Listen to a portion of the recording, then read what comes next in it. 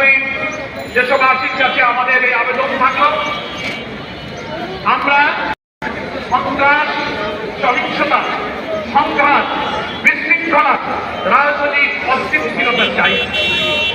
আমরা মাননীয় প্রধানমন্ত্রী আমাদেরকে বলেছেন, মন্ত্রিপরিষদের সদস্যরা আমাদেরকে বলেছেন, আমি বলা খাইনি।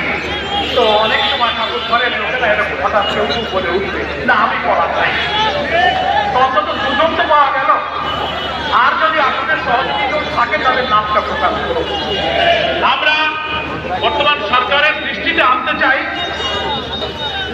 যারা চিন্তাশীল, যারা সিভিল সোসাইটি আছেন, এখন বিরোধকে এই কথা ব্যাখ্যা দেন। বিরোধী দলে থাকলেও তাদেরকে আমরা মেন স্ট্রিমে আসতে দেয়নি, এই কথার অর্থ কি? আমাদের সুশীলদের কাছে ব্যাখ্যা চাই। রাম বাম সেজে বাংলাদেশকে আমাদের জাতি সত্তা থেকে বিচ্ছিন্ন করার জন্য আন্তর্জাতিক চক্রের সিন্ডিকেট হয়ে যারা কাজ করেন তারাই এই বক্তব্যের ব্যাখ্যা দেবে। আমাদের ব্যাখ্যা যদি ভুল হয় আপনারাই সব ব্যাখ্যা দিন যে বিরোধী দলের পার্লামেন্টে কারা আছে। জবাব মিথ্যা হয় যেন জোয়ানা চৌধুরী হতে পারে, তিনি যদি অন্তরের দিক থেকে সিনসিয়ার থাকেন, অপরাধ না করে থাকেন, তাহলে তিনি অকপটে তার এই বক্তব্যে স্বীকার করতে পারেন যে আমি আমার কথা ভুল বলেছি। যতক্ষণ তা না বলবেন ততক্ষণ দেশবাসীকে বিশ্বাস করার শক্তির কারণ আছে যে আপনি জামাত ইসলামীকে বিরোধী দল থেকে সরকারের দলে আসার পথে আপনারাই পালন। জনগণ মনে করছিল সংখ্যাগরিষ্ঠ আসলে জামাত ইসলামী 11 দল জিতবে, 168-70-এর উপরে আমরা আসন পাবো। বারবার বলছি আমি তো দলকে মিস করিনি। আবার আপনি আজকে দেখলাম এই কথা ব্যাখ্যা দিতে গিয়ে, নিজেকে ডিফেন্স দিতে গিয়ে আপনি আনন্দবাজারের সঙ্গে একটা সাক্ষাৎকারে আপনি বলে ফেললেন। সে কথাটা কেন বলতে গেলেন যে আমি যদি কোনো মবের শিকার হই তাহলে জামাত শিবিরকেই দায়ী থাকতে হবে।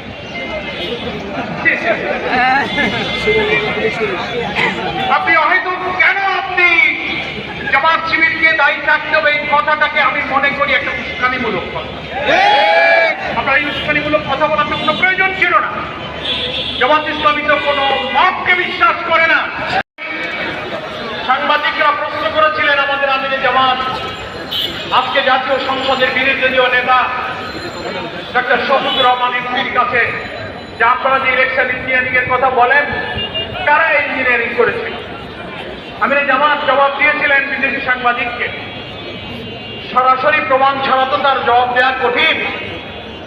তবে অতীতে দেখা যায় যারা এই অপরাধ করে, যারা কারচুপি ইঞ্জিনিয়ারিং জড়িত থাকে, কোনো না কোনো ভাবে ওই যে আমি কলা খাইনি একটা গল্প আছে না, তাদের মুখ থেকে একসময় বেরিয়ে যাবে। আমিরে জামাত কিছুদিন আগে বলেছেন, শুনেছেন আপনারা? তো আলহামদুলিল্লাহ একজন রাজসাক্ষীর বক্তব্যে সোশ্যাল মিডিয়াতে এসে গেছে। জামাত ইসলামীকে শুধু দায়ী করলে হবে না, সব জনগণ আপনার বক্তব্যে রিজওয়ানা হাসান সম্মানের সাথে আপনাকে বলতে চাই, আপনি সাবেক অন্তর্বর্তীকালীন সরকারের উপদেষ্টা ছিলেন, আপনি আপনার বক্তব্যের অডিওটা ভিডিওটা আপনি বারবার দেখুন। কি বলেছেন আপনি? তার প্রতিবাদ এবং চারিদিকে যখন বিক্ষুব্ধ সমালোচনা, অভিযোগ, তদন্তের দাবি উঠল, আপনি সেটাকে ব্যাখ্যা দেওয়ার চেষ্টা করেছেন সোশ্যাল মিডিয়াতে যে না আমি এটা কোনো রাজনৈতিক দলকে মিন করিনি, আমি উগ্রবাদদেরকে মিন করি। আপনার কথাই আপনি আবার ধরা পড়ে যাচ্ছেন। আপনি আবার সাংবাদিকের প্রশ্নের জবাবে প্রশ্ন করা হচ্ছে নারী অধিকার, নারীর ক্ষমতা, নারীর মর্যাদার প্রশ্নে যখন আপনি উত্তর দিচ্ছেন, সাংবাদিক বলছে তাদের একটা অংশ তো বিরোধী দলে আছে। বিরোধী দল শব্দটা উনি উল্লেখ করেছেন। আপনি বলছেন বিরোধী দলে যদি তারা থেকেও থাকে তাদেরকে আমরা মেন স্ট্রিমে আসতে দেই। What do you mean by this type of comment?